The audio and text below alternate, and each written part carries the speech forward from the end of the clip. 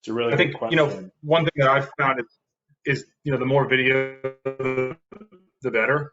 I think I'm on these kind of Zoom calls, GoToMeeting calls all day, and you see a lot of blank screen. And I think just turning on your camera when you're participating and there's a lot of nonverbal communication, nonverbal cues that help get points across that I think are really important. I think a really simple thing that I learned early on is when you get up, like take a shower and get dressed. I think sometimes you kind of get in the habit of you get some work done, you're doing stuff around the house, and then all of a sudden like you're halfway through your day and you're still in your pajamas.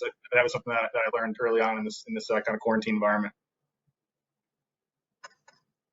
It's so funny that you say that, because I'm thinking about, I'm actually full candor terrified to start my job virtually. I've never obviously done that, and 90% of communication is nonverbal, and you get to know people and their styles by communicating or passing each other in the hall or those friendly water cooler things. And so I've put a lot of thought into like what I'm going to do to try to get to know people in the same way. And I think for me it comes down to, like, as Matt said, like structure. So I'm going to structure my day. So I am going to get up, I am going to take a shower, I am going to get dressed as if I was going into the office. I think that's actually really important. Is, obviously I'm not right now, but like try to put your best foot forward from like a business casual standpoint, because I just think you dress for the job that you want.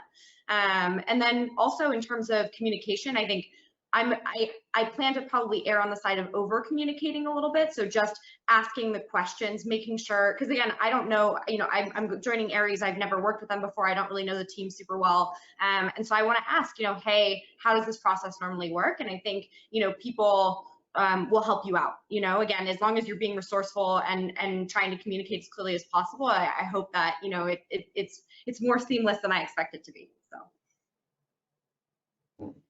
Yeah, we're an associate for us is starting on Monday, and as the incumbent team and the employer, we're going to try to do everything we can to welcome that person.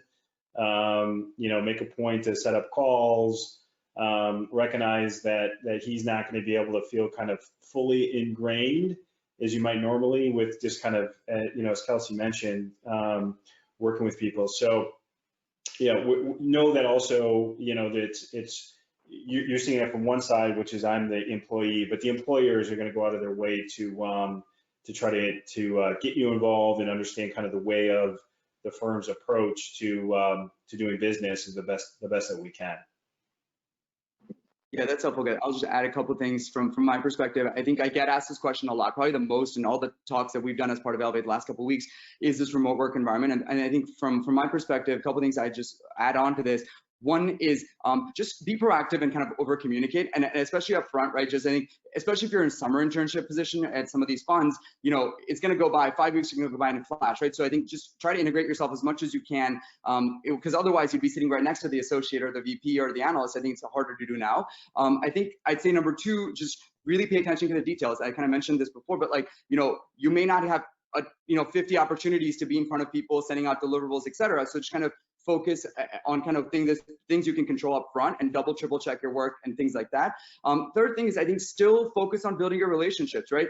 It's going to be hard, but take out that Friday that you would and ask, partners or whoever to say, hey, can we just spend 10 minutes to getting to know the firm, getting to know you, et cetera. I think that definitely helps. And probably, also listen and observe. You're going to have less opportunity to observe how investment decisions are made or how people think through things. I just say kind of take that opportunity when you're on these calls to like just listen and get the fit part that Tony mentioned about the firm. I think that becomes really important to just listen more on these calls. Well, the other tactical thing I'd say is if you're just starting, I try to get a printer, because printing out something and checking it on paper, you're going to catch some mistakes that if it's on a screen, you're not. So just from a tactical perspective, I get a printer. I already made my printer investment. Yep, well worth it, right? Should we all be looking at printing companies, guys, like in terms of Back to the Future, in terms of investment ideas? I'm kidding. Yeah, exactly. And also, I'd say like take advantage of it, because I think before we know it, we'll be back to the old routine where we're in the office every day and kind of all day. And I know Shore is planning on going back to the office kind of mid-June, and While the first couple weeks of this remote work was hard, I'm now into a routine and kind of like it. So I think, take a walk, like have lunch with your loved ones. Like if you have 30 minutes free, like get a workout in. Take advantage of these next couple of weeks of this kind of time.